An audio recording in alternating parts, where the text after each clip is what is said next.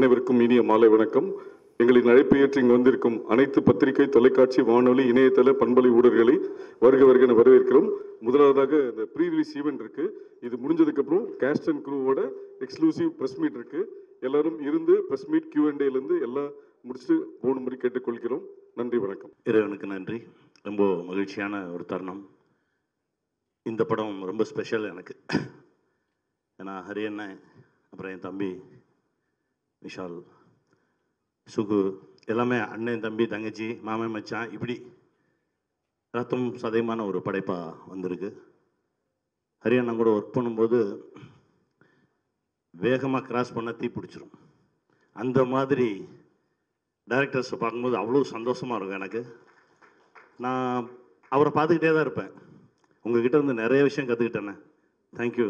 இந்த உழைப்பு தான், இந்த உழைப்பு உழைப்பு உழைப்பு, அவ்வளோதான். அப்படி ஒரு சகோதரர். ரொம்ப சந்தோஷமாக இருக்குது. என் தம்பி விஷால், அண்ணன் தம்பினா அப்படி, அது அவ்வளோதான். அதுக்கு மேலே சொல்கிறதுக்கு வார்த்தையே இல்லை. ரொம்ப சந்தோஷம். சுகுவோட பல படைப்புகள், அதாவது என்னை ஒவ்வொரு முறையும் என்னை ஒரு மாதிரி கவர்ந்துக்கிட்டே இருப்பான் என் தம்பி. நன்றி தம்பி, ரொம்ப மகிழ்ச்சி. மாஸ்டர், ரொம்ப சந்தோஷம். என் சகோ மாஸ்டர், முதல்ல ஒரு 5 மாடியிலேருந்து என்னை ஏரில் இறக்குனீங்க. ரொம்ப மகிழ்ச்சி மாஸ்டர். டிஎஸ்பி சார், ரொம்ப சந்தோஷம் சார். யோகி தம்பி, ரொம்ப மகிழ்ச்சி தான் அவனோட பயணப்படுறது. கார்த்தி, 3 முறை சந்திச்சிருக்கோம். ஒவ்வொரு முறையும் நீங்கள் எனக்கு புதுசாக தெரியுறீங்க. உங்ககிட்ட இருக்க உண்மை எனக்கு ரொம்ப பிடிச்சிருக்கு. இந்த உண்மை உங்களை பெரிய இடத்துல கொண்டு போய் வைக்கணும். வாழ்த்துக்கள் கார்த்தி. மகிழ்ச்சி. நன்றி. கனி சார், ஒரே ஒரு கேள்வி மட்டும் கேட்டுக்கலாமா? நீங்கள் நிறைய நடிச்சிருக்கீங்க, உங்களை டிரெக்ட் பண்ணி பார்த்துருக்கோம். ஏன் ஹரி சாரோட ரத்னம் சூஸ் பண்ணி நான் இதில் ஒரு நான் சூஸ் பண்ணல, அவர் தான் என்ன சூஸ் பண்ணாரு. ஏன்னா 2 பேரும் ஒரே ஸ்கூல். அது சொல்லணும். நான் திடீர்னு ஒரு நாள் ஒரு ஃபோன் வந்தது, யானை ஷூட்டிங்கில், இந்த இடத்துல இப்போ நீங்கள் என் கூட நின்னா எனக்கு ரொம்ப தைரியமாக இருக்கும் அப்படின்னு சொன்னார். அண்ணா நான் வரேன்னு கிளம்பி போனேன். அப்போ ஆரம்பிச்சது. ஏன்னா 2 பேரும் கேபி சார் ஸ்கூல். இந்த படத்துக்கெல்லாம் ஒன்றுமே பேசலை. அவராக வந்தார், திடீர்னு கடைன்னு சொல்லிட்டு இதுதான் இது அதான் நம்ம பண்ணுறோம் அப்படின்னா, ஓகே சார் வந்துடுறேன் அப்படின்னு சொல்லிட்டு கிளம்பி வந்தது தான். இது அண்ணன் தான் என்னை கூப்பிட்டு போனார், நான் ஒன்றும் பண்ணல. Sir, acting with Vishal sir ஒரு டிரெக்டிங் விஷால் சார், அடுத்ததா என்னது? இல்லை, எதுவாக இருந்தாலும் அவங்க தம்பி கூட இருந்தால் நான் சந்தோஷமாக தான் இருப்பேன். அது எங்கள் பயணம் வேற. அது இப்போ வேற ஒரு வேலை நடந்துட்டுருக்கு. அதை நடத்திட்டோம்னா நானும் தம்பியும் ஒரு பெரிய ஒரு உச்சத்தை தொட்டதாக உணர்வேன். அது நடக்கும் நம்புகிறேன். நன்றி சார், தேங்க்யூ ஸோ மச். நன்றி. ஏப்ரல் 26ஆம் தேதி will see the magic on screen. கண்டிப்பாக பெரிய மேஜிக் நடக்கும் இந்த படம். அதாவது ஒரு செகண்டு கீழே ஏதாவது திரும்பி பார்த்துட்டிங்கன்னா வேற ஒன்று நடந்துடும் திரையில். அதனால் 2.25 மணி நேரமும் ஸ்க்ரீனில் தான் கண்ணு வச்சுருக்கணும். அப்படி இருக்கும் படம், பாருங்கள். தேங்க்யூ. பயங்கரமாக இருக்குது AV. Thank you so much also for this special AV. சில விஷயங்கள் பார்க்கும்போது நம்ம மேலே நம்மளுக்கு இது நம்ம தானே அப்படின்னு ஒரு ஜாலி ஆகிடும்ல, அந்த மாதிரி இருந்தது பார்க்கும்போது. Thanks to the team of Rathnam for this love showered on me. And thank you Hari sir. And இதில் இந்த ராஜா சார் பார்க்குற ஷார்ட்டில் அன்றைக்கி ஸ்டுடியோ விஷாலே எடுத்தார். பிரதர் இங்கே நில்லு, இப்படி நில்லு, என்ன பண்ணுறாருன்னு தெரியல, பார்த்தா இதில் வந்துருச்சு எல்லாமே. Thank you darling, thank you for that. And first எல்லாருக்குமே நன்றி. இந்த அக்கேஷன் நான் யூஸ் பண்ணி எல்லாருக்கும், ப்ரெஸ்க்கும், மீடியாவுக்கும் எல்லாருக்குமே ஒரு நன்றி தெரிவிச்சுக்கிறேன். அந்த நேஷ்னல் அவார்டு எனக்கு வந்ததுக்கும் உங்கள் எல்லோருடைய அன்பும் ஆதரவு தான் காரணம். ஸோ ரொம்ப ரொம்ப நன்றி. புஷ்பா படத்துக்கு நீங்கள் கொடுத்த சப்போர்ட்டாக இருக்கட்டும், எல்லா படத்துக்கும் நான் ஸ்டார்டிங் இது வரைக்கும் எந்த பாடல் பண்ணாலும், எந்த படம் பண்ணாலும் அந்த கொடுக்குற அந்த ஒரு சப்போர்ட் தான் எப்பயுமே ஒரு கலைஞனுக்கு ஒரு மிகப்பெரிய பலம்.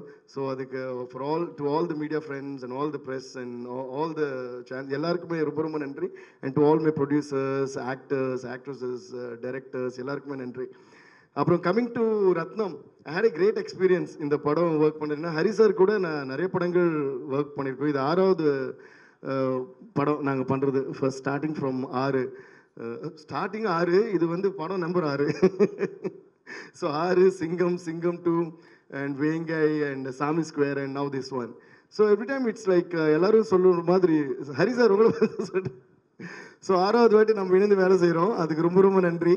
ஏன்னா எப்பவுமே வந்து டைரக்டர், நான் டைரக்டர் தான் ஃபர்ஸ்ட் வந்து ஒரு கதை எழுதி ஒரு படம் உருவாகிறதுக்கு காரணமே வந்து அந்த கதை யார் எழுதுறாங்களோ, அது most of the cases director எழுதுறதுனால the director is the main reason behind whole project happening. ஏன்னா அவங்க வந்து கதை எழுதி அவங்க ஒரு ஹீரோவுக்கு அதை வந்து ஓகே பண்ணி ப்ரொடியூசருக்கு எல்லாம் பண்ணுறதுனால தான் மற்ற டெக்னீஷியன்ஸ் எல்லாமே, அதுக்கப்புறம் வர மியூசிக் டைரக்டராக இருக்கட்டும், stunt master, choreographer, editor, cameraman எல்லாருமே. அதனால எப்பயுமே வந்து ஒரு பெரிய கைத்தட்டல் டைரக்டருக்கு கண்டிப்பாக நம்ம கொடுத்து ஆகணும் before starting any thing. So ஒரு வாட்டி 2 வாட்டி கூட இல்லை, 6வது வாட்டி நாங்கள் சேர்ந்து ஒர்க் பண்ணுறோன்னா அவ்வளோ நம்பிக்கை, அவ்வளோ லவ் என் மேலே வச்சது ரொம்ப ரொம்ப நன்றி ஹரி சார். ஹரி சார் வந்து டைரக்டருங்கிற மேட்டரும் தாண்டி எங்கள் ஒரு ஃபேமிலி மாதிரி அவர். ஸோ அவங்க ஃபேமிலி, எங்கள் ஃபேமிலி எல்லாமே ரொம்ப க்ளோஸ், பல வருஷமாக எங்களுக்கு தெரியும். And he has that love and affection towards every one. And I think that bonding also reflects in the work. அதனால தான் நாங்கள் பண்ணுற எல்லா படங்களும் சரி, ஒவ்வொரு பாடலும் வந்து எல்லாரும் ரசிக்கிற விதமாக அது அமையுது. அண்ட் படங்களும் நாங்கள் என்ஜாய் பண்ணிட்டு பண்ணுறோம். அண்ட் ரத்னம் பற்றி சொல்லணுன்னா, ஹரி சார் பண்ணுற படங்களே இது ரொம்ப வித்தியாசமான படமாக அமைஞ்சிருக்கு. அவர் முதல் நாள் எனக்கு கதை சொன்ன உடனே, அதோட கதை நான் உங்ககிட்ட சொல்ல முடியாது, ஆனால் பயந்துட்டார். அதோட கோர் ஸ்டோரி வந்து ரொம்ப எமோஷனலாக, ரொம்ப டச்சிங்காக, ரொம்ப டிஃப்ரெண்ட்டாக எழுதியிருக்காரு. ஸோ அதுதான் எனக்கு ரொம்ப பிடிச்சிருந்தது. So I had great an experience, while working on this film. And like I said, 6வது வாட்டி ஹரி சார் கூட ஒர்க் பண்ணுறேன். And my darling brother Vishal கூட வந்து இது ஃபர்ஸ்ட் டைம் யூ ஒர்க்கிங். நிறைய வாட்டி நாங்கள் ஒர்க் பண்ண வேண்டியது, ஏதோ டைம் லைன் அது இதுன்னு சொல்லிட்டு அமையாமே இருந்தது. அது ஃபைனலாக ஒரு டிஃப்ரெண்ட்டான ஒரு படம். அதுவும் எங்கள் 2 பேருக்குமே பிடிச்ச ஒரு டைரக்டர் ஹரி சார் கூட நாங்கள் சேர்ந்து இணைந்து ஒர்க் பண்ணுறதுங்க 2 பேருக்குமே ஒரு சந்தோஷம். ஒரு கமர்ஷியல் மாஸ் படமாக மட்டுமே இல்லாமல் ரொம்ப emotional and also entertaining with action இருக்கிற ஒரு படத்தில் ஒர்க் பண்ணி ரொம்ப ரொம்ப சந்தோஷம். And stone bench films Santhanam sir ரொம்ப கார்த்திகேயன் சந்தானம் சார் ரொம்ப நன்றி. And you been one of the most decent producers that have met. அதுலேயே எனக்கு ரொம்ப பிடிச்சது வந்து நீங்கள் போடுற அந்த கோவா பேண்ட்ஸும் அந்த ஷர்ட்டும் போட்டு நீங்கள் வரீங்களா, அந்த லுக்குக்கே வந்து நான் ஒரு எக்ஸ்ட்ரா டூன் போடலான்னு இருக்கேன். அந்த அளவுக்கு அவர் கூட ஒர்க் பண்ணுறது எனக்கு பிடிச்சிருக்கு. ஸோ யோகி பாபு சார், நானும் உங்களுடைய ஒரு ரசிகன். நீங்கள் ஸ்க்ரீனில் வரும்போது நீங்கள் வந்தவுடனே சிரிக்க ஆரம்பிச்சிடுவோம். அப்புறம் தான் நீங்கள் என்ன பேசுகிறீங்கன்னு தான் கேட்குறோம். ஸோ அந்த அளவுக்கு நீங்கள் வந்து ரசிகர்களை வந்து சம்பாதிச்சிட்டிங்க. ஸோ சார், உங்களோட கேரக்டரும் சரி, உங்களோட ஸ்க்ரீன் ப்ரெசன்ஸும் சரி வேறு லெவல் சார். அதுவும் இந்த படத்தில் வந்து நான் ஹரி சார் கிட்ட சொன்னேன், முழுக்க ஹீரோதும் உங்களது இருக்கிற ட்ராவல் வந்து அது வந்து எக்ஸ்ட்ராடனரியாக வந்திருக்கு படத்தில். அது வந்து இல்லை, அதுக்கு மேலே எதுவும் சொல்ல மாட்டேன் சார். நான் டியூன் போட்டு காட்டுறதுக்கே ரொம்ப யோசிப்பேன், இதில் கதை சொல்லுவேன். அது வந்து the way the screenplay has come and உங்கள் 2 பேருடைய அந்த ப்ரெசன்ஸ் வந்து பயங்கரமாக இருக்குது. So thanks to you. எல்லாருக்கும் வணக்கம். இந்த ஏவி பார்க்கும்போது ரொம்ப சந்தோஷமாக இருக்குது. ஏன்னா ஆரம்ப காலம் லொலு சபாலேருந்து ஸ்டார்ட் பண்ணோம், நம்ம அட்மாஸ்பியர்லேருந்து ஆரம்பித்து இன்றைக்கி இவ்வளோ படங்கள், இவ்வளோ ஏவி, அதுவும் ஹரி சார் படத்தில் அவரோட ஃபங்க்ஷனில் என்னோட ஏவி வர்றது நான் ரொம்ப சந்தோஷமாக நினைக்கிறேன். ரொம்ப நன்றி சார். என்ன பேசுன்னு தெரியல, இருந்தாலும் 4 வார்த்தை பேசிடுறேன். ஹரி சாரை பற்றி நான் சொல்லணுன்னா, அவரோட படங்கள் பற்றி நான் நிறைய ஒரு ஷூட்டிங் பாட்டில் வந்து யானை படம் அவர் கூட நடிக்கும் போது அப்போ அவர்கிட்ட நிறைய விஷயங்கள் கேட்பேன். நான் ஒரு படம் பற்றி அவர்கிட்ட கேட்டே இருப்பேன். சார், இந்த படம் 6, சாமி, அப்புறம் நிறைய படம் சிங்கம், இந்த படத்தை பற்றிலாம் நான் கேட்டு வந்துகிட்டே இருப்பேன். இது எப்படி சார் பண்ணீங்க, இது எப்படி சார் பண்ணீங்க, ஒவ்வொரு படத்துக்கும் ஒவ்வொரு டெவலப்மெண்ட்டாக தான் இருக்கும். அப்போ அவர்கிட்ட நான் கேட்டேன், சார் இப்போ லாஸ்ட்டாக நம்ம இதுவெல்லாம் வந்திருக்கிறோம், ரத்தனம் படம் எல்லாம் வந்திருக்கோம், எப்படி சார் அப்படின்னா அதுக்கு ஒரே வார்த்தை சொன்னார், யோகி எப்போவுமே உழைப்பு தாண்டா இங்கே ஜெயிக்கும் அப்படின்னாரு. சார், அது சினிமாவில் நீங்கள் இவ்வளோ வருஷம் இல்லை சார், இன்னும் பல ஆண்டுகள் நல்லா இருக்கணும், நிறைய படங்கள் நீங்கள் பண்ணிகிட்டே இருக்கணும் சார், எங்களை மாதிரி ஆட்களெல்லாம் நீங்கள் உருவாகிட்டே இருக்கணும் சார். ரொம்ப நன்றி. அடுத்து விஷால் சார், ரொம்ப வருஷமாக பட்டத்து யானை படத்துலேருந்து அவரோட நான் ட்ராவல் பண்ணிகிட்ருக்கேன். அன்னையிலேருந்து இன்னை வரைக்குமே மாறாமல் ஒரு ஹீரோ யாருன்னா அவர் தான் நான் பார்த்துட்ருக்கேன். விஷால் சாருக்கு நான் ரொம்ப நன்றி தெரிவிச்சுக்கிறேன். தேவிஸ்ரீ பிரசாத் சார், ஒரு அவார்ட் ஃபங்க்ஷனில் வந்து அவர் வந்து ஒரு அவார்டு கொடுக்க வர்றாரு எனக்கு ஹைதராபாத்தில். அப்போ வந்து அவார்டு கொடுத்துட்டு கம்னு போயிடலாம். ஆனால் அங்கே வந்து அத்தனை ஸ்டேட் மக்கள் இருக்கும்போது எல்லோரும் முன்னாடியே வந்து மண்டேலா படத்தை வந்து அவர் ப்ரொமோட் பண்ணார். என்ன சொன்னார்னா, இந்த படத்தை எல்லாரும் பாருங்கள், அவ்வளோ நல்லா பண்ணியிருக்காருன்னு. அதுக்கு நான் ரொம்ப நன்றி தெரிவிச்சுக்கிறேன் சார். தினேஷ் மாஸ்டர் அவர் எனக்கு ஒரு அண்ணன் மாதிரி. என்னை அதிகமாக சினிமாவில் ஏன் நான் ஆட மாட்டேன்னா, ஒரு முறை ஒரு பாட்டு பண்ணும்போது என்னால், நானும் ஹீரோ, ஒரு புது ஹீரோ தான், டான்ஸ் ஆடிட்டே இருக்கும்போது நாங்கள் மிஸ் பண்ணிகிட்டே இருக்கோம். நைட்டு ஷூட் அது. அப்போ ஒரு டான்ஸர்ஸ் சொன்னாங்க, ஒரு அம்மா, ஒரு லேடி, மாரெல்லாம் வலிக்குது, இவனுங்க ஆடி தொலைய மாட்டானுங்கன்னு அன்னியோடு விட்டுட்டேன். இதுதான் ரீசன். சில டான்ஸ் மாஸ்டருக்கு தெரியும், நான் சொல்லியிருக்கேன், மற்றவங்கள நம்ம கஷ்டப்படுத்த வேணாம், நமக்கு என்ன தெரியுமோ அதை மட்டும் பண்ணால் போதும் அப்படின்ட்டு அதுலேருந்து ஒதுங்கிட்டேன். ரொம்ப நன்றி. Kannan master sir. மாஸ்டர் பற்றி சொல்லணும்னா, நிறைய படங்கள், எவ்வளோ படங்கள், எவ்வளோ ஆக்ஷன் பிளாக் பண்ணியிருக்காரு. இன்னும் நிறைய விஷயங்கள் அவரும் தமிழ் சினிமாவுக்கு நிறைய கொடுக்கணும். ரொம்ப நன்றி சார். சமுத்திரக்கனி அண்ணன், ஏதாவது ஒரு சின்ன தவறுனா முதல்ல ஃபோன், தம்பி கரெக்டாக ஃபாலோ பண்ணிக்கடா அப்படின்னாரு. அவருக்கு நான் நன்றி தெரிவிச்சுக்கிறேன். இங்கே யாரும் தெரிஞ்சு தப்பு பண்ண போகிறது கிடையாது. அப்போ ஒரு முறை சமுத்திரக்கனி என்ன சொன்னார் ஒரு விஷயத்த, ஆனால் இந்த பிஸ்னஸ்ன்றாங்கன்னா, நான் காமெடி ஆக்டரு, நான் எல்லா இடத்துலையும் காமெடின்னா, ஏன்னா இப்போ எல்லாமே நான் ஓப்பனாக சொல்கிறேன், நான் காமெடின்னு தான், எனக்கு லைஃப் லாங்கில் காமெடி இருந்தால் தான், அதுக்கு தான் நான் 23 வருஷம் போராடினேன். சரிங்களா? அதனால் என் தொழில் காமெடி தான், அதை நான் மிஸ் பண்ண முடியாது. அப்போ ஒரு முறை அவர்கிட்ட நான் கேட்டேன், என்னென்ன அப்படின்னு கேரவனில் உட்காந்து கேட்கும்போது, இது என்னென்ன பிஸ்னஸ்ன்றாங்க அப்படின்னு. அதுக்கு அவர் ஒரு பதில் சொன்னார், பிஸ்னஸ்ன்றது வந்து அது படம் முடிஞ்சதுக்கு அப்புறம் தாண்டா அது பேசுவாங்க, அது எனக்கு தெரியும். பட் ஆனால் அவருக்கு ஒரு வார்த்தை சொன்னார், என்னென்னா, கதை நல்லா இருந்தால் தான், ஒரு கதை தாண்டா ஒரு ஹீரோ உருவாக்கும், ஒரு பிஸ்னஸ் பண்ணணுன்னு. ரொம்ப நன்றிண்ணே. அதனால் நிறைய ப்ரொடியூசருங்களுக்கு நான் ஹெல்ப் பண்ணிகிட்ருக்கேன். நல்ல கதை வரும்போது என்னோட பட்ஜெட்டை நான் கம்பெனி தான் நடிக்கிறேன்.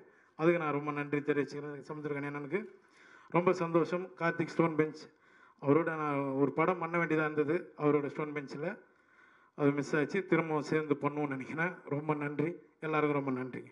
தேங்க்யூ. அடுத்த வெள்ளிக்கிழமை சம்மர் ஹாலிடேஸ் தொடங்குது. 26ஆம் தேதி ரத்னம் திரைப்படம் வரப்போகுது. இந்த பயணம், இந்த திரைப்படம் ரத்னம் ஏன் அப்படின்றது எல்லாரும் கேட்பாங்க. எனக்கு மார்க் ஆண்டனி வந்து ஒரு மிகப்பெரிய ஒரு திருப்புமுனை கொடுத்தது. தனஞ்சயன் சார் சொன்ன மாதிரி ஒரு 100 கோடி கிளப் அப்படின்றது ஒரு ஹீரோவுக்கு வந்து எப்போவுமே ஒரு அந்தஸ்து கொடுக்குறது. இவன் அவ்வளோதான் எப்போவுமே சொல்கிறது தான், சினிமா துறையில் வந்து அதிகமாக வந்து இவன் இதுக்கு மேலே போக முடியாது, இது அவ்வளோதான். அதுக்கப்புறம் டக்குன்னு வந்து ஒரு இயக்குனரோட போகும்போது, ஏங்க இந்த நேரத்தில் இந்த இயக்குனரோட எதுக்குங்க நீங்கள் பண்ணுறீங்க, அந்த ஆதிக்கோட எதுக்குங்க பண்ணுறீங்கன்னு, ஏங்க எனக்கு கண்டென்ட் பிடிச்சிருக்கு, கண்டிப்பாக அந்த கண்டென்ட் வந்து எனக்கு நல்ல இல்லைங்க ரிஸ்க் எடுக்கிறீங்கன்னு. பரவாயில்ல, நல்ல கண்டென்ட்டுக்கு ரிஸ்க் எடுக்கிறது தப்பு கிடையாதுன்னு. ஆனால் நீங்கள் தான் வந்து முன் வரிசையில் வந்து நீங்கள் அவனோட டேட் வாங்க போகிறீங்க, அடுத்து இந்த படம் ரிலீஸ் ஆகும் போதுன்னு சொன்னேன். அவங்க தான் ஆதிக்கு பின்னாடி வந்து இன்றைக்கி ஆதிக்கு ஒரு நல்ல ஃப்யூச்சர் கிடச்சிச்சு. அதுதான் எனக்கு ரொம்ப சந்தோஷம். என் தம்பிக்கு ஒரு நல்ல ஃப்யூச்சர் கிடச்சிச்சு மார்க் ஆண்டனியில். எனக்கு ஒரு நல்ல இவர் ஏதோ இந்த அண்ணன் சமுத்திரக்கனி அண்ணன் மாதிரி எனக்கு இன்னொரு அண்ணன் எஸ்.ஜி. சூர்யா கிடைச்சாரு, சுனில் அவர்கள் கிடைச்சாரு. அந்த மார்க் ஆண்டனி திரைப்படம் வந்து ஒரு மிகப்பெரிய வெற்றி அடைஞ்சது. அதுக்கப்புறம் எல்லாரும் வந்து ஆதிக்கு பின்னாடி சுத்த ஆரம்பிச்சிட்டாங்க டேட்டுக்காக. அதுக்கப்புறம் வந்து அதான் ஹரி சார் சொன்ன மாதிரி எப்போவுமே வந்து காது வச்சு எல்லாத்தையும் கேட்கணும். நல்லது கெட்டது எல்லாமே கேட்கணும். நம்ம கெட்டது நம்மளை பற்றி சொல்கிறாங்க, கேட்கக்கூடாது. நம்ம அது நெகட்டிவாக சொல்லும் போது கேட்கக்கூடாது, அப்படி இல்லை. அவர் சொன்ன மாதிரி சுற்றிக்கிட்டே இருக்கணும். நம்மளை பற்றி என்ன சொல்கிறாங்க, நம்ம ஏதாவது திருத்திக்கணுமா, இப்போ இருக்க நடிகர்கள் என்னென்ன பண்ணிகிட்ருக்காங்க அப்படின்றது ஒரு பக்கம். பட் ஒரு விஷயம் வந்து எனக்கு வீட்டிலே ஒரு பெரிய ஒரு இம்சை. எங்கள் அம்மா ஒரு மிக தீவிரமான ஒரு ஹரி சாரோட ரசிகர். இது வந்து நாங்கள் எப்போவுமே இது எதுவுமோ தெரில, 8 வருஷம் கழிச்சு ஒவ்வொரு வாட்டி நாங்கள் சேர்ந்து வரோம். தாமிரபரணி, அதுக்கப்புறம் பூஜை, அதுக்கப்புறம் இப்போ ரத்னம். ஒவ்வொரு வாட்டி நான் ஒரு படப்பிடிப்பு போயிட்டு இருக்கும்போது 2 கேரக்டர் இருக்காங்க எங்கள் வீட்டில். ஒன்று எங்கள் அப்பா, ஃபஸ்ட்டு படத்துலேருந்து இப்போ வரைக்கும் ஏதாவது என் பேர் வந்துடுச்சுன்னா முதல்ல வந்து பேப்பர் கட்டிங் வந்து காலம்பரை கீழே இறங்கி வந்து உட்காரும்போது அவர் ஒரு பேப்பர் கட்டிங் கட் பண்ணிகிட்டு இருப்பார். என்னென்னா என் பேர் வந்திருக்கு, தினத்தந்தி, மாலை மலர், ஏதோ ஒரு பேப்பரில் என் பேர் வந்திருக்கு. அது வந்து விஷால் நடிக்கும் செல்லமே, விஷால் கலக்கும் சண்டைக்கோழி, விஷால் வந்து இந்த படத்தை தோல்வி அடைஞ்சார், அதெல்லாம் வந்து பேப்பர் கட்டிங்கன்னா பரவாயில்ல. இந்த கேரக்டர் எங்கள் நைனா எப்படின்னா, விஷால் பேர் வந்தால் போதும். ஒரு நாள் திடீர்னு கீழே இறங்கி வந்து அவர் சின்சியராக பேப்பர் கட் பண்ணிகிட்டு இருக்காரு. என்ன பண்ணிகிட்டு இருக்கீங்கன்னா, இல்லை உனக்கும் பிரியாமணிக்கும் காதல்னு வருது, இது ஏன்ப்பா கட் பண்ணுறீங்கன்னா, இல்லை உன் பேர் வந்திருக்கு அவ்வளோதான், அது போதும் எனக்கு அப்படின்னு கட் பண்ணி இருக்கிற ஒரு கேரக்டர். அப்படி ஒரு கேரக்டர் இருக்கார். ரெண்டாவது கேரக்டர் வந்து எங்கள் அம்மா. ஒவ்வொரு திரைப்படத்துக்கு நான் படப்பிடி போகும்போது, டே இங்கிட்டு வா, நீ எப்போ ஹரியோட படம் பண்ண போகிற அப்படின்னு கேட்பாங்க. இல்லைம்மா அது நேரம் வரும்போது கண்டிப்பாக அமையும். சும்மா சும்மா நான் வந்து டிவிலே பார்த்துட்டு இருக்க முடியாது. இப்போ சீக்கிரமாக வந்து ஹரியோட எனக்கு ஹரியோட நீ இப்போ படம் பண்ணணும்னு. அம்மா டைம் வரும்போது கண்டிப்பாக நான் நடக்கும்மா, டெஃபினட்டாக நடக்கும்னு ஒவ்வொரு வாட்டி இப்போ சொல்லிகிட்டே இருப்பாங்க. ஸோ இந்த நேரத்தில் மார்க்கண்ணி முடிஞ்சு இப்போது சுற்றி கேட்கும்போது எல்லாரும் சொன்ன விஷயம் வந்து, சார் வந்து பழைய விஷால் பார்க்குற மாதிரி ஒரு சண்டைக்கோழி, திமிரு, தாமிரபரணி விஷால் பார்க்கணும் மாதிரி இருக்குது அப்படின்னு சொன்னோன்னே எனக்கு என்னமோ தெரில. இதுக்கு உண்மையிலே மனசார எப்பவுமே ஃபில்டர் கிடையாது, உங்கள் எல்லோருக்கும் தெரியும். இந்த திரைப்படத்துக்கு முக்கியமான காரணம் வந்து மினி ஸ்டுடியோஸ் வினோத் தான். வினோத் வந்து சொன்னாப்புல, சார் நீங்கள் ஹரி சாரோட மறுபடி படம் பண்ணணும், நீங்கள் பண்ணோம் சார் அப்படின்னாப்புல. Correct, okay. நான் நேராக ஹரி சார் ஃபோன் அடித்தேன். சார் நம்ம 2 பேரும் சேர்ந்து படம் பண்ணலாமா சார்? ரொம்ப சந்தோஷப்பட்டார். ஏன்னா எனக்கு அண்ணன் மாதிரி தான், நான் எப்போவுமே என்னோட பெரிய அண்ணன் மாதிரி தான் நான் வந்து ஹரி சார் பார்த்தது உண்டு பர்சனலாக. எப்போவுமே ஒரு பெரிய அண்ணன்கிட்ட எப்படி நடந்துக்கிறது, அவங்க வீட்டில் கூட என்னை அப்படி தான் பார்ப்பாங்க, அவங்க வீட்டு பிள்ளை மாதிரி தான் பார்ப்பாங்க. நான் ஹரி சார் கிட்ட சொல்லும்போது ரொம்ப சந்தோஷம், பண்ணலாம் விஷயம்னா அங்கிட்டே இருங்க சார், நான் வரேன் உங்கள் ஆஃபீஸ்க்கு, அலுவலகத்துக்கு வரேன், நம்ம படம் பண்ணலாம் சார்னு சொல்லும்போது சார் ஒரு லைன் சொன்னார். லைன் சொல்லும்போது ஒரு விஷயம் எப்போவுமேங்க, ஒரு நடிகருக்கு ஒரு புதுமுக இயக்குனருக்கு கதை சொல்லும்போது அது நல்லா இருக்குது நல்லா இல்லைன்றது டக்குன்னு சொல்லிடலாம். ஒரு பெரிய இயக்குனர் 3ஆம் முறை வரும்போது, அது 2 முறை, அதுவும் பெரிய வெற்றி உங்களால் கிடைச்சதுனால 3ஆம் முறை வரும்போது சார் என்ன வச்சிருப்பார் அப்படின்னு ஒரு தயக்கத்தில் இருப்போம் டெஃபினட்டாக, எப்படி பண்ணியிருப்பாருன்னு. ஆனால் எனக்கு ஒரு தேவி சொன்ன மாதிரி, எல்லாரும் சொன்ன மாதிரி, சுகுமார் சொன்ன மாதிரி, சமுத்திரகன்யா சொன்ன மாதிரி, எல்லாரும் அது எதிர்பார்க்காத ஒரு ட்விஸ்ட், ஒரு விஷயம் வச்சுருந்தாரு திரைக்கதையில். ஒரு 30 நிமிஷம் கழிச்சு நான் சத்தியமாக எதிர்பார்க்கல. அது கேட்ட உடனே வந்து எனக்கு டக்குன்னு ஹரி சார் சொன்னேன், சார் இது டெஃபினட்டாக வந்து எனக்கு பெரிய சந்தோஷம், கரெக்டான டைமில் நான் உங்ககிட்ட வந்துட்டேன். இது வேற ஒரு ஹீரோ பண்ணியிருந்தால் கண்டிப்பாக நான் வருத்தப்பட்டிருப்பேன். எனக்கு கண்டிப்பாக அது பண்ணிடலாம் சார், கரெக்டாக பண்ணிடலாம் சார் அப்படின்னு சொல்லிட்டு கரெக்டாக கார்த்திக் ஸ்டோன் பெஞ்சுக்கு ஒரு படம் பண்ணலாம் பிரதர் அப்படின்னு அதுக்கு முன்னாடி நாங்கள் பேசிகிட்டு இருந்தோம். கரெக்டாக வந்து இல்லை கார்த்திக் இந்த படம் பண்ணிடலாம் அப்படின்னு சொல்லி அமைஞ்சுது. இதுதான் நானும் ஹரி சார் பயணம் தொடங்கணும். இதுக்கு ஒரு நல்ல ஒரு பிளாட்ஃபார்ம் வேணும். ஏன்னா இப்படி நின்று பேசிகிட்டு இருக்கும்போது நம்ம என்ன தான் நினைச்சாலும் ஒரு நல்ல ஒரு பிளாட்ஃபார்ம்ன்றது ஒரு நல்ல ஒரு தயாரிப்பாளர் தேவை. அப்படி வந்து எனக்கு ஒரு நல்ல தயாரிப்பாளர் வந்து கார்த்திக்கு கிடைச்சாப்புல. எனக்கு வந்து நல்ல சம்பளம் வந்து கார்த்திக் கொடுத்துருக்காரு. நான் அதில் வந்து நல்லது செய்கிறேன். உங்களுக்கே தெரியும், அரசியலுக்கு வந்தால் ஒரு எம்எல்ஏக்கு என்ன மாதம் கிடைக்குது, ஒரு எம்எல்ஏக்கு வந்து 12 மாதத்தில் எப்படி, கண்டிப்பாக கம்மியாக தான் கிடைக்கும், கண்டிப்பாக வந்து எல்லாத்தையும் இழந்து தான் போகணும், எல்லாமே தெரியும் சார். I know definitely. அதுக்குள்ளே நீங்கள் உங்கள் விஷயத்த நீங்கள் பண்ணிட்டீங்கன்னா நாங்கள் வந்து இதே மாதிரி ரத்தனத்தை மாதிரி இன்னும் பெரிய ரத்தனங்களாக கொடுத்துக்கிட்டே இருப்போம். உங்களை சந்தோஷப்படுத்துவோம். அவங்கவுங்க வேலை அவங்கவுங்க பண்ணணும் அப்படின்றது உங்கள் கையில் தான் இருக்குது. அதுதான் நான் சொல்லுவேன். என் கையில் இருக்கிறது ஒரே ஒரு விஷயந்தான். இது வந்து கண்டிப்பாக நான் நாளைக்கு ஓட்டு போட்டுருவேன். அந்த மாதிரி நீங்களும் ஓட்டு போட்டுருங்க. இந்த இடத்துல வந்து ரொம்ப ரொம்ப நன்றி எல்லாருக்கும். நான் ஒரு விஷயம் நான் சொல்கிறேன், எல்லாரும் சொல்கிறது வாங்க திரையரங்கு வந்து இப்போ படம் பாருங்கன்னு. ஆனால் கண்டிப்பாக நான் உங்களை மறுபடியும் இந்த வருஷம் கடைசியில் மறுபடியும் இன்னொரு திரைப்படத்தில் நான் ப்ரமோஷனில் வந்து உங்களை தைரியமாக நான் சந்திப்பேன். மார்க் ஆண்டனி சொன்னது நடக்கலைன்னா நான் இன்றைக்கி வந்து இந்த ஃபங்க்ஷனே வந்து அட்டன் பண்ணியிருக்க மாட்டேன். ஏன்னா தைரியமாக என்னால் இப்போ உங்களை சந்திக்க முடியாது. சொன்ன விஷயங்கள் மார்க் ஆண்டனியில் இருந்ததுனால தான் நீங்கள் வந்து 100 கோடிக்கு நீங்கள் கொண்டு வந்து சேர்த்துட்டீங்க. அதனால தான் இன்றைக்கும் நான் சொல்கிறேன், ஹரி சார் உழைப்பு, விஷால் இல்லை அதெல்லாம் ஓகே, ஹரி என்ற இயக்குனரோட உழைப்புல நாங்கெல்லாம் வந்து அந்த யூனிவர்ஸ், ஹீஸ் எ யூனிவர்ஸ். அந்த யூனிவர்ஸில் நாங்கள்லாம் ஒரு பிளானட்ஸாக வந்து நாங்கள் வந்து கரெக்டான அலைன்மெண்ட்டில் வந்து உங்களுக்கு ஒரு கேலக்ஸியான ஒரு பயங்கரமான ஒரு என்டர்டெயின்மெண்ட் வேல்யூ ஏப்ரல் 26 உங்களுக்காக காத்துட்டு இருக்கு. ரொம்ப ரொம்ப நன்றி. நீங்கள் தேங்க்யூ சப்னா, தேங்க்யூ. இந்த சட்டை மாற்றுற விஷயம் வந்து கண்டிப்பாக வந்து என்னால் முடியாது. என்னால் ஒரு இன்டர்வியூலே வந்து அத்தனை சட்டை வந்து மாற்றணும்னு சொல்லிட்டு நின்றுட்டுருப்பாப்புல காஸ்டியூமர்.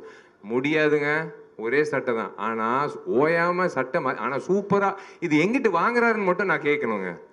ஏன்னா அதுதான் நான் ஃபஸ்ட்டு கேட்கணும். என்னோட டார்லிங் நிக்கிலுக்கு வந்து நான் நன்றி தெரிவிச்சுக்கிறேன்.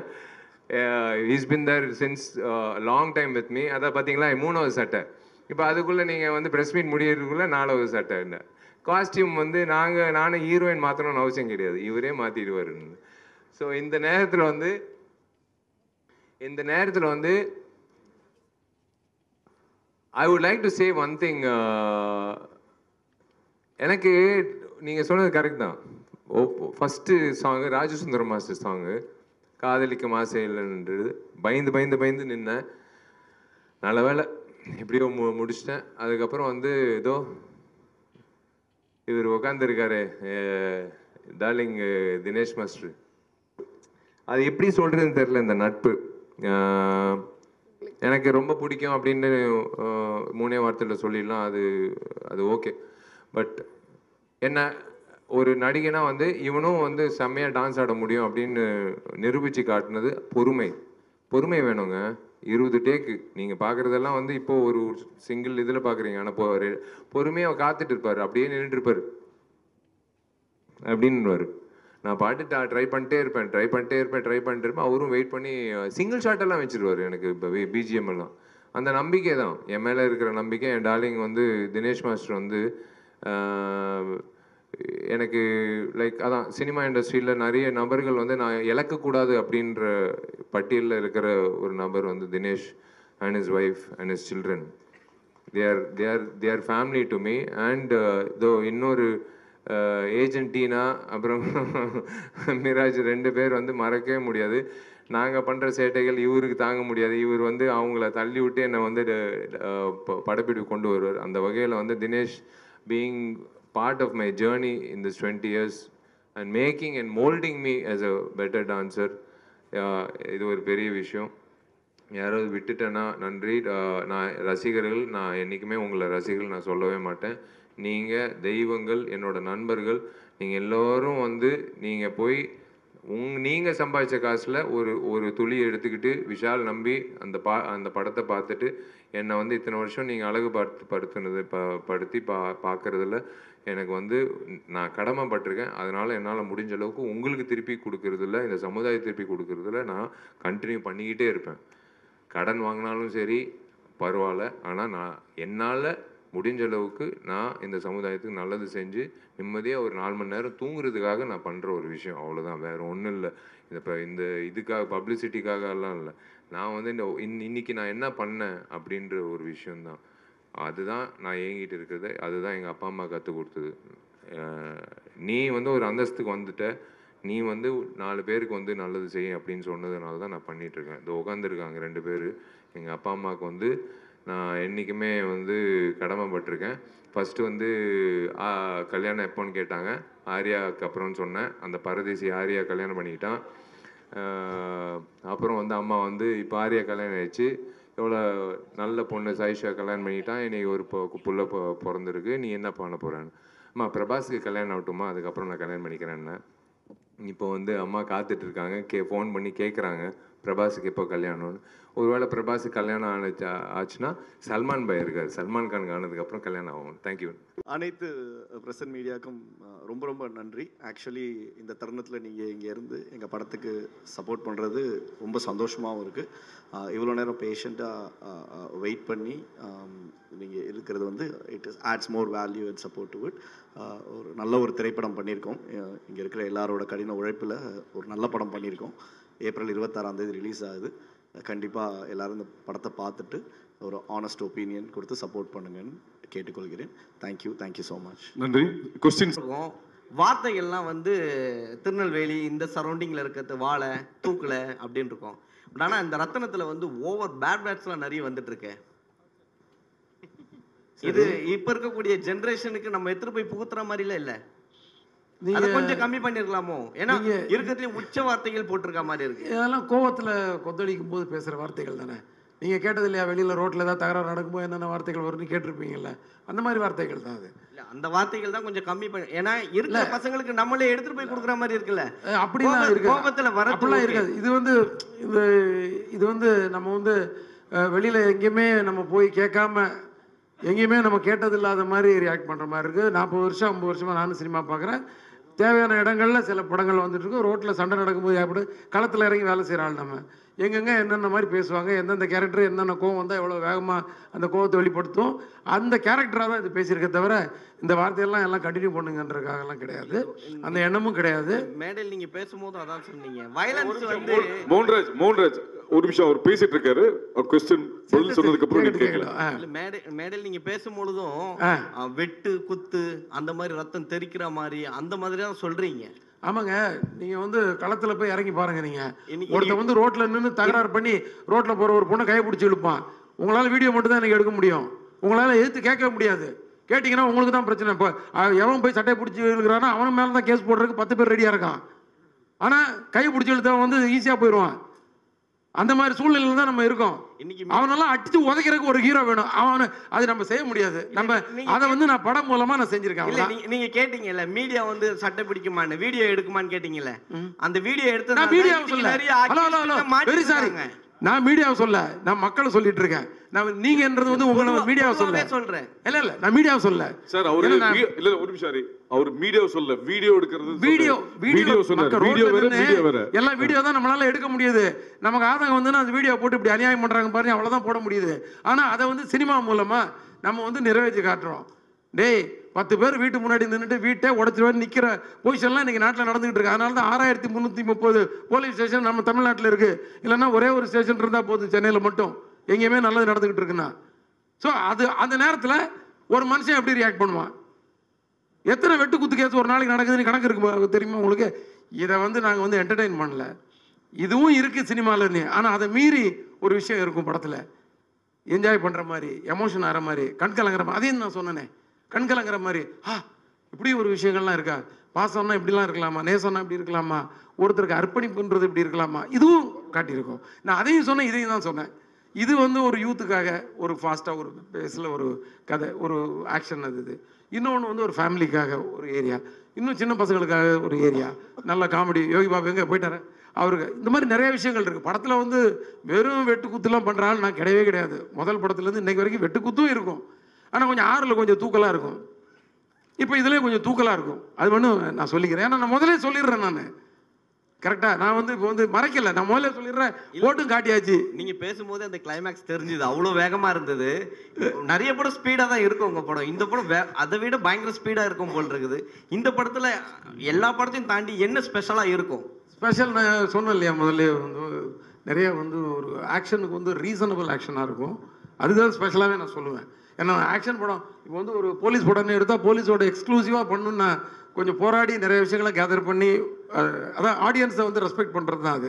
அவங்க வந்து ஒரு இன்ட்ரெஸ்ட்டாக ஃபாலோ பண்ணுறதுக்கு எவ்வளோ கேதர் பண்ண, அதே மாதிரி ஆக்ஷன் வரும்போது எவ்வளோ நம்ம வந்து அதை வந்து இன்ட்ரெஸ்ட்டாக கொடுக்குறோம். ஏன்னா ஆக்ஷன்றது ஆனால் மக்களுக்கு கண்டிப்பாக தெரியும், இது கன்ஃபார்மாக இது வந்து ஒரு சினிமா தானே தெரியும். அதை வந்து எவ்வளோ இன்ட்ரெஸ்ட்டாக கொடுக்குறோம், எவ்வளோ யதார்த்தமாக கொடுக்குறோம், அது உண்மையிலே அந்த ஆக்ஷன் தேவையானதாக ஆக்குறோம் ஸ்க்ரீன் பிளேயில். இது வந்து தேவை. ஒருத்தர் வந்து இந்த மாதிரி ஒரு அநியாயம் பண்ணும்போது எடுத்து மிதிக்கணும்டா தூக்கி போட்டு நமக்கு தோணும். அது நம்ம ஒரு ஹீரோ மூலமாக நம்ம மனசில் உள்ள கொந்தளிப்பெல்லாம் வந்து சினிமாவில் வந்து நம்ம ஹீரோ மூலமாக, ரத்னம் மூலமாக, அது ரத்னம் விஷால் மூலமாக இப்படி அப்படி போயிட்டே இருக்கும். அது அவ்வளோதான். விஷால் சார், ஏப்ரல் 26ஆம் தேதி விஷால் சார் இங்கே ஏப்ரல் 26ஆம் தேதி ரத்னம் படம் வர மாதிரி இருந்தது. அது கூட வந்து அரண்மனை 4 வர மாதிரி இருந்தது. நீங்கள் சில கேள்விகள் கேட்டீங்க, சில கோவப்பட்டீங்க. இப்போ அரண்மனை 4 May 3 போயிருக்கு. அந்த அரண்மனை டைரக்டர் வந்து உங்க ரொம்ப நெருங்கி நண்பர் சுந்தர் சி சார் தான். அவருக்கு என்ன அண்ணன் நண்பர் இல்லை அண்ணன். அப்போ அவருக்கு ஒரு வருத்தம் இருக்காது, அவருக்கு என்ன சொல்ல வரீங்க? ஐயோ, நான் வந்து தள்ளி போக சொல்லி நான் சொல்லியேங்க, எனக்கு அந்த அதிகாரம் இல்லையே. நான் யாருங்க இன்னொரு படம் தள்ளி போக சொல்றதுக்கா? நான் அந்த மாதிரி பயன்படுத்தவே முடியாது. நான் அந்த மாதிரி பாவம்லாம் பண்ண மாட்டேங்க. எல்லா படமும் ஓடணும். காம்படிஷனில் வந்து 8 லைன் ஏன் போடுறாங்க? 100 மீட்டர் ரேஸில் எதுக்கு ஒருத்தர் மட்டும் ஓடல? உசைன் போல்ட் மட்டும் ஓடினா நீங்கள் பார்ப்பீங்களா? 8 பேர் ஓடுறதுல உசைன் போல்ட் ஜெயிக்கிறது தான் நம்ம சுவாரஸ்யமாக பார்க்குறோம். அந்த 100 மீட்டரில் அந்த 10 செகண்ட் வந்து எப்படி பார்க்குறோம்? அது மாதிரி தான் சினிமா துறையில் வந்து காம்படிஷன்ன்றது தவிர்க்க முடியாத விஷயம். சோலோ ரிலீஸ் கிடைக்கிறது வந்து ஒரு அபூர்வமான விஷயம். இப்போ மார்க் ஆண்டனி செப்டம்பர் 15 கிடைச்சிச்சு, அந்த மாதிரி ஏப்ரல் 26 கிடைச்சிச்சு. இப்போ நான் சொன்னதுனால தள்ளி போச்சுன்னு அப்படிலாம் நான் எனக்கு தெரியாதுங்க. அவங்க கிட்ட தான் நீங்கள் கேள்வி கேட்கணும். நான் என்னால் வந்து நான் யாரும் தள்ளி போங்க, தயவு செஞ்சு எல்லாரும் விலகுங்க, நான் மட்டும் ஜெயிக்கணும் அப்படியெல்லாம் என்றைக்குமே நான் யோசிச்சதே கிடையாதுங்க. நான் சத்தியமாக அந்த மாதிரி யோசிச்சதே கிடையாது. எல்லாரும் ஜெயிக்கணும், எல்லாரும் சந்தோஷமாக இருக்கணும், எல்லா தயாரிப்பாளர்களும் சம்பாதிக்கணும், எல்லா இயக்குனர்களும் ஜெயிக்கணும், எல்லா புதுமுக நடிகர்கள்லேருந்து பெரிய நடிகர்கள் வரைக்கும் எல்லாரும் நான் ஜெயிக்கணும்.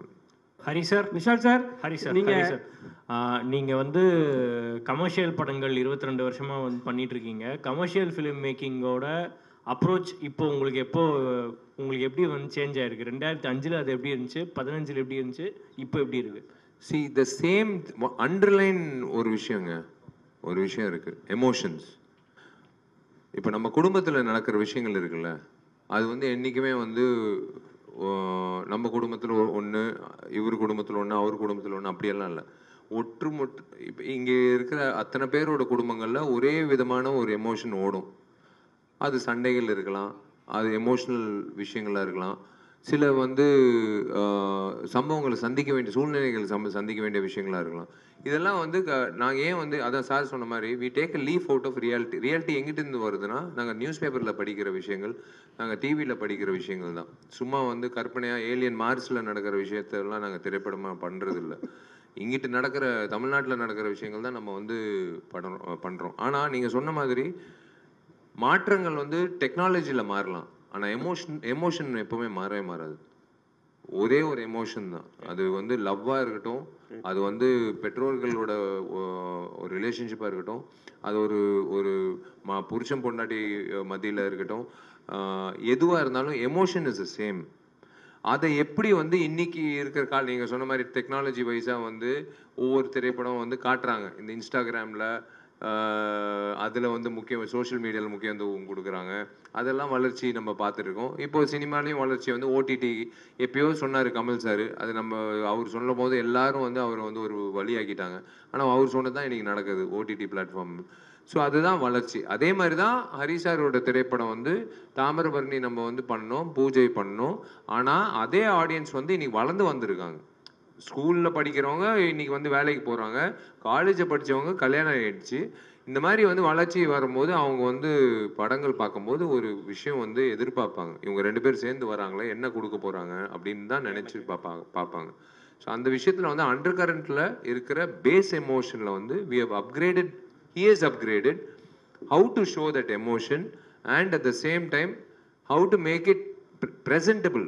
நம்ம என்ன ஒரு உணவு சாப்பிடும்போது கூட அவங்க வந்து எப்படி ப்ரெசென்ட் பண்ணுறாங்கன்றது முக்கியம். சும்மா டேபிளில் அப்படி தூக்கி போட்டால் இதை சாப்பிடு அப்படின்னு சொன்னால் சாப்பிடுவோமா?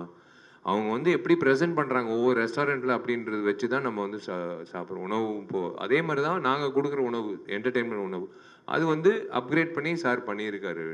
இந்த காலகட்டத்துக்கு இப்போ இருக்கிற யங்ஸ்டர்ஸுக்கு, இப்போ இருக்கிற ஆடியன்ஸுக்கு எப்படி தேவைப்படுதோ அந்த மாதிரி. அதுதான் சொல்கிறேனே, அது 5 நிமிடங்கள் சிங்கிள் ஷாட்டாக பண்ணுறதெல்லாம் வந்து இந்த படத்தில் ஏன் வந்து அவ்வளோ உழைப்பு வச்சு இப்போ பண்ணுறது காரணம் வந்து இதெல்லாம் ஒரு புதுசாக இருக்கும் பார்க்கும்போது. ஹரி சார் படங்கள்லேயே புதுசாக இருக்கும் பார்க்குறதுக்கு. இப்போ இது எப்படி எடுத்தாங்க, எப்படி ஹரி சார் எக்ஸிக்யூட் பண்ணார், நாங்கள் எப்படி யோசிச்சோமோ அதே மாதிரி ஆடியன்ஸும் யோசிப்பாங்க. விஷால் சார், நீங்கள் வந்து விஷால் சார் இங்கே சொல்லுங்க விஷால் சார், சார் மார்க் ஆண்டனியில் வந்து நீங்கள் மார்க் கேண்டீன்ல வந்து நீங்க 100 கோடி வசூல் சொல்லிட்டீங்க. இங்க சென்டர்ல ஒரு நிமிஷம் ஏஞ்சிட்டு உட்காருமா, கை தூக்கு. சொல்லுங்க சார், சொல்லுங்க பிரதர். மார்க் கேண்டீன்ல வந்து 100 கோர்ஸ் கிராஸ் பண்ணியாச்சு, சந்தோஷம். ரத்தனமும் அதே மாதிரி கிராஸ் பண்ணிட்டோம், வாழ்த்துக்கள் சார். இப்போ என்னன்னா ஹரி சார் படம்னாவே வந்து ஒரு ஜானர் இருக்கும், ஃபுல்லாக ஃபைட் சீன் எல்லாமே. இந்த வந்து உங்ககிட்ட கதை சொல்லும் போது இது 2-3 வார்த்தைகள்லாம் வருது உள்ள. விஷால் சார் வந்து இது எப்படி எடுத்துக்கினாரு? இல்லை, அதுதான் நான் சொல்கிறேனே, ஹரி சார் சொல்கிற கதையை வந்து நான் அவர் சொல்கிற விஷயங்கள் வந்து ஒரு விஷயம் நான் ஓப்பனாக சொல்கிறேங்க. இவர் வந்து எல்லாரும் நினைப்பாங்க ஒரு இயக்குனர் சொல்கிறது அப்படியே ஒப்பேற்றணும். அதெல்லாம் ஸ்கூல் காலேஜில் படிக்கிற டெக்ஸ்ட் புக்கில். ஆனால் இயக்குனர்களுக்கு வந்து சொல்லும் போது, சார் இப்படி ஒரு விஷயம் பண்ணால் ஆமாம் பண்ணலாமே, இப்படி கூட பண்ணலாமே அப்படின்னு ஃப்ளெக்சிபிளாக இருக்கிற இயக்குனர்களோட ஒர்க் பண்ணும்போது வேற ஒரு அவுட்புட் வரும். ஏன்னா அவர் வந்து காது வச்சு கேட்பார் எல்லாரும் என்ன சொல்கிறாங்கன்ற ஒரு விஷயம். ஸோ அந்த விஷயத்த வந்து அதான் சொன்னார், ஒரு எமோஷன். ஒரு பொண்ணு மேலே அதுவும் வந்து சில சில காட்சிகள் இருக்குது. இவன் கோவப்படணும். நீங்கள் படம் பார்க்கும்போது அட்ரா ஆகணும் அப்படின்னு சொல்கிறது தான் வந்து எனக்கு கிடைச்ச அந்த மாஸ் ஹீரோதோ இவர் பண்ண அந்த சண்டைக்கோழியில். என்னது காசியா அப்படின்னு சொல்லிட்டு பஸ்ஸில் இறங்குறான்ல, அன்னைக்கு வந்து ஆடியன்ஸ் சொன்னான் அட்ரா ஆகணும் அப்படின்னு சொல்லி. அதுதான் வந்து ஒருத்தன் விஷால்ன்ற ஒரு ஆக்ஷன் ஹீரோ பிறந்தான். அதே மாதிரி தான் தாமிரபரணிலையும் அதே மாதிரி தான் பூஜை. அதே மாதிரி ரத்னத்தில் வந்து நீங்கள் படம் பார்க்கும்போது ஒவ்வொரு வாட்டி ஹீரோ வந்து கோவப்படுறதுக்கு ஒரு காரணம் இருக்கும். அந்த காரணம் வந்து ஒரு மிக சிறந்த ஒரு விஷயத்துக்கான ஒரு காரணமாக இருக்கும். அவனுக்கா சண்டை பண்ண தெரியும் அதனால பண்ணுறான் அப்படியெல்லாம் இல்லை. அது ஒரு கரெக்டாக வந்து இது அடிக்கக்கூடிய ஒரு விஷயம், இந்த இடத்துல கோவம் காட்டக்கூடிய ஒரு விஷயம் அப்படின்றது தெரியும். சார் விஷால் சார் இங்கே சார் தேவராஜ். Yes sir.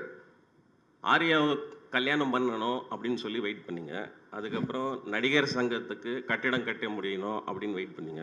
இப்போ பிரபாஸையும் சல்மான் கானையும் வேணும்னே வம்புக்கு இழுத்துருக்கீங்க. உங்களுக்கு என்ன திருமணத்தின் மேலே என்ன வெறுப்பு? அப்படியே நாங்கெல்லாம் திருமணம் பண்ணிட்டு இருக்கோம், நல்லா சந்தோஷமாக தான் இருக்கோம். உங்களுக்கு ஏன் வந்து ஒவ்வொரு நாங்கெல்லாம் சந்தோஷமா இருக்கோம், திருமணம் ஆகியிருக்கோம் அப்படின்னு சொல்ல, நாங்கெல்லாம் திருமணம் ஆகிருக்கோம் சந்தோஷமா இருக்கும். ஆமா, அது ஏன் இல்ல அது ஏன் வந்து அவாய்ட் பண்ற மாதிரியே இருக்கு? திருமணம் அவாய்ட் எல்லாம் இல்லைங்க. சரிங்க, ஒரே ஒரு விஷயம், சினிமா பொறுத்த வரைக்கும் வந்து நான் வந்து இவரை படப்பிடிப்பு 80 நாட்கள் இல்லை 90 நாட்கள் சார் சொல்றதை நான் செய்யணும், ட்ராவல் ஆகணும். அதே மாதிரி தயாரிப்பாளோட ட்ராவல் ஆகணும், தேவியோட ட்ராவல் ஆகணும், எல்லாரோட மாஸ்டரோட ட்ராவல் ஆகணும், தினேஷ் மாஸ்டரோட ட்ராவல், எல்லா சுகுமாரோட ட்ராவல் ஆகணும். எல்லாரோட ட்ராவல் ஆகிறது ஒரு விஷயம். ஆனால் ஒரு பொண்ணோட ட்ராவல் பண்ணுறது வாழ்நாள் பூரா ஒரு ட்ராவல் பண்ணுற ஒரு விஷயங்க. கல்யாணன்றது சாதாரண விஷயம் எனக்கு கிடையாது. அவங்களுக்கு வந்து முக்கியத்துவம் கொடுக்கணும், உணர்வுபூர்வமாக இருக்கணும், அவங்களுக்கு நேரம் ஒதுக்கிடணும். நம்ம வந்து அதுக்கேற்ற மாதிரி வந்து அந்த மாதிரி ஒரு டைம் லைன் வரணும். ஸோ கண்டிப்பாக கடவுள் வந்து எனக்குன்ட்டு அந்த டைம் கொடுப்பாரு. நான் தான் சொல்கிறேனே, திரும்பவும் சொல்கிறேன், சொன்னதுக்கப்புறம் நாங்கள் செஞ்சிட்டோம்ல, அதாவது செஞ்சதுக்கப்புறம் நாங்கள் சொல்வோம் நாங்கள் சொன்னது செஞ்சிட்டோம்லன்னு. நீங்கள் சொல்கிற அந்த கட்டடம் வந்து இந்த வருடம் வந்து கார்த்தி மூலிமா கண்டிப்பாக, ஏன் உழைப்பெல்லாம் விட்டுருங்க, கார்த்தியோட உழைப்புனால இந்த வருஷம் வந்து கண்டிப்பாக கட்டிடம் வந்துடும்.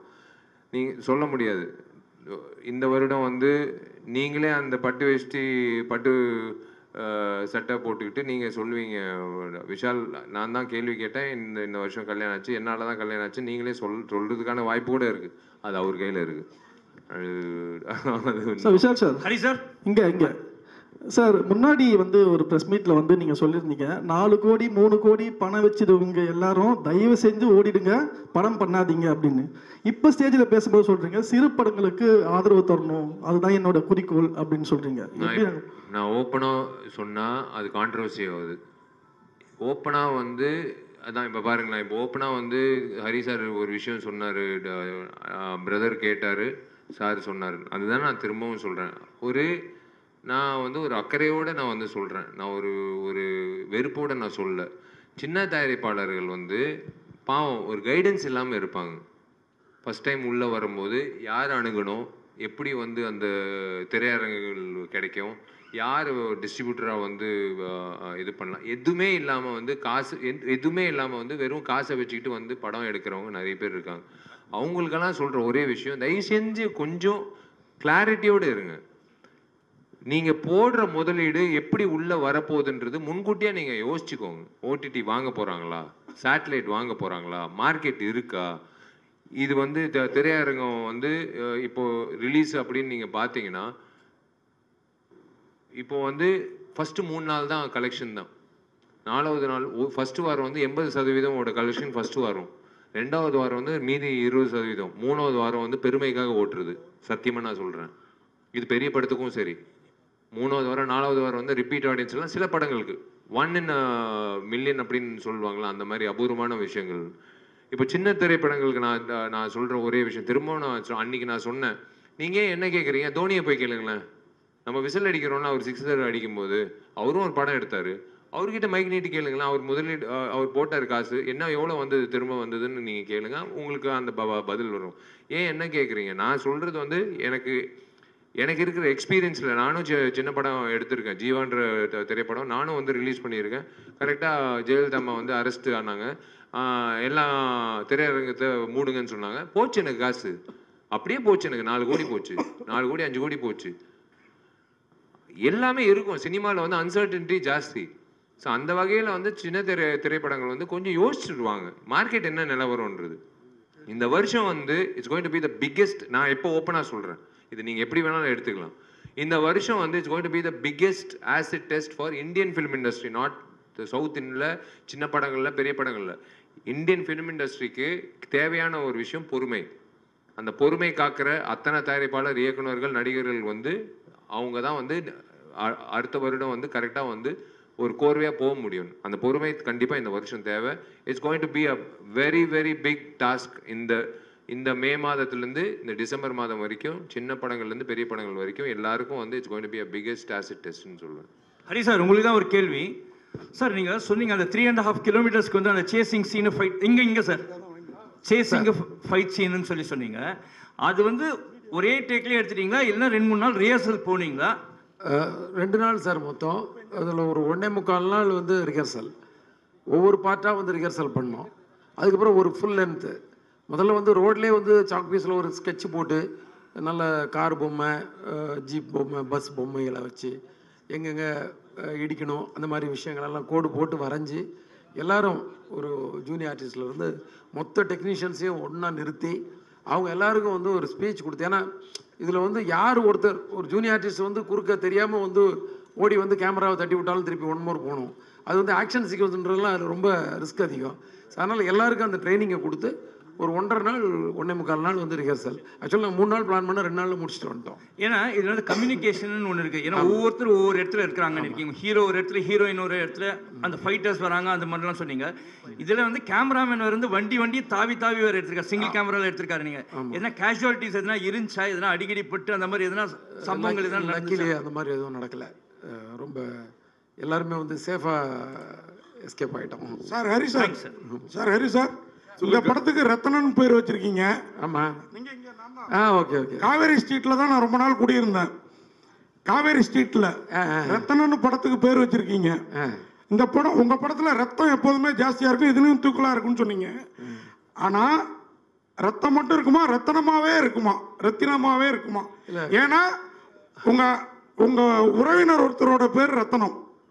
அப்படியா? அதனால் இந்த பேரை வச்சுருக்கீங்களா? அப்படி இந்த படத்துக்கு வந்து ஒரு பேர் தேவைப்பட்டுச்சு. நிறையா இருக்கிற நல்ல டைட்டிலில் இந்த டைட்டில் நல்ல டைட்டில். ஆக்சுவலாக இந்த படத்துக்கு ரத்தம்னி டைட்டில் வச்சுருந்தேன். கதைக்கு ரிலேட்டடாக ஒரு விஷயம் இருக்குது அதில். ஸோ அது அப்படியே வந்து அந்த படம் ஏற்கனவே வந்துருச்சு ரத்தம்னி ஒன்று இப்போது. அதனால் வந்து அதை வந்து ரத்னமாக மாற்றி ஹீரோ நேமில் அந்த டைட்டில்.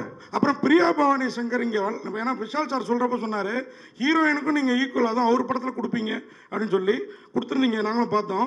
ஏன் வரல அவங்க? என்ன ரீசன்? அவங்க எங்கே ஷூட்டிங்கில் இருக்காங்கன்னு சொன்னாங்க. அவங்க படப்பிடிப்புக்காக வெளியூரில் இருக்காங்கன்னு சொன்னாங்க. சார் விஷால் சார், உங்கள்கிட்ட ஒரே ஒரு கேள்வி. நீங்கள் வந்து அண்ணா நகரில் தண்ணி பூந்துச்சு, அதை தீர்த்தீங்கன்னா நான் 2026 வரமாட்டேன் அப்படின்னு சொன்னீங்க. ஆனால் விஜய் வந்து 2026 வராரு, நீங்களும் 2026 வரன்றீங்க. ஏன்னா தளபதி, புரட்சி தளபதி இப்படி தொடர்ந்து அவர் மதுரைன்னு நடித்தார், நீங்கள் மதுரைக்காரராகவே வாழ்ந்தீங்க பல படத்தில். அவர் இறங்குறதுனால இறங்குறீங்களா, இல்லை அண்ணா நகரில் தண்ணி வந்தது அதை தீர்க்கப்படல அதை நோக்கி இறங்குறீங்களா அரசியலில்? அண்ணா நகர்ன்றது ஒரு தொகுதிங்க. இன்னும் ஏங்க தமிழ்நாடு அண்ணா நகரில் தண்ணி இறங்குறது அது ஓகேங்க. அது வந்து நான் பதிவு பண்ணது வந்து எங்கள் வீட்டில் தண்ணி அது வந்து அண்ணா நகர். நான் சொல்கிற ஒரு விஷயம் என்னென்னா, நான் திரும்ப அதான் சொல்கிறேன். முதல்ல வந்து தளபதி விஜய்க்கு வந்து வாழ்த்துக்கள்.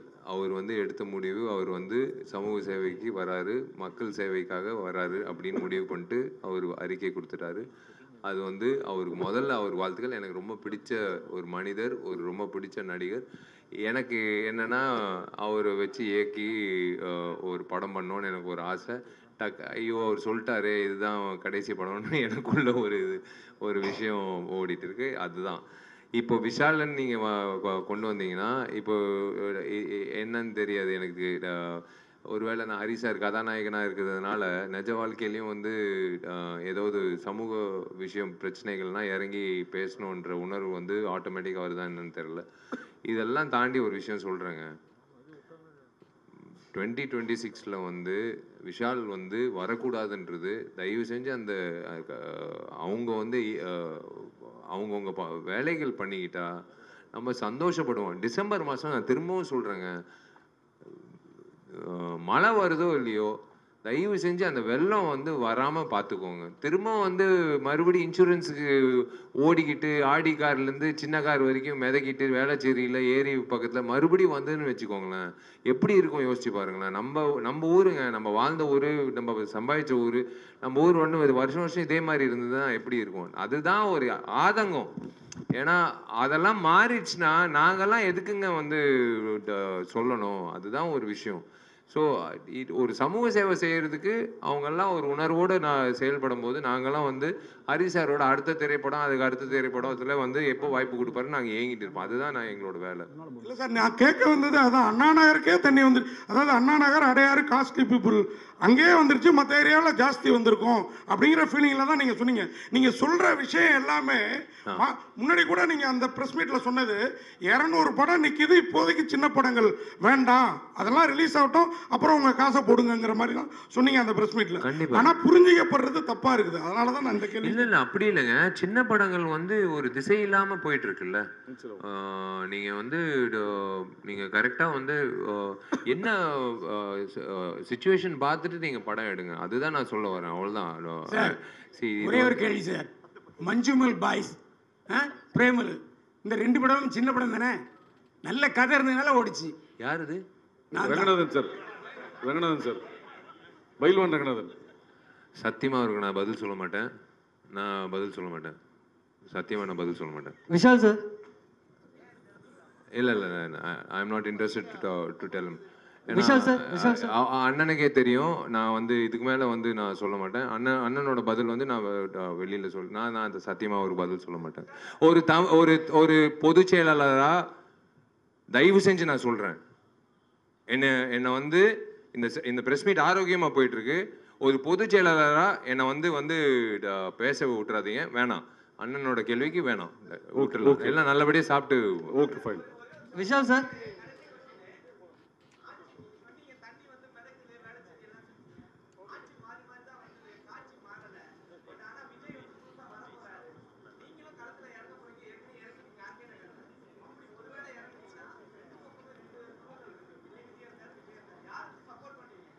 ஏங்க ஒருத்தருக்கு நல்லது பண்ணுறதுக்கு ஏங்க சப்போர்ட் வேணும்? நீங்கள் பண்ணிட்டு போயிட்டே இருங்க.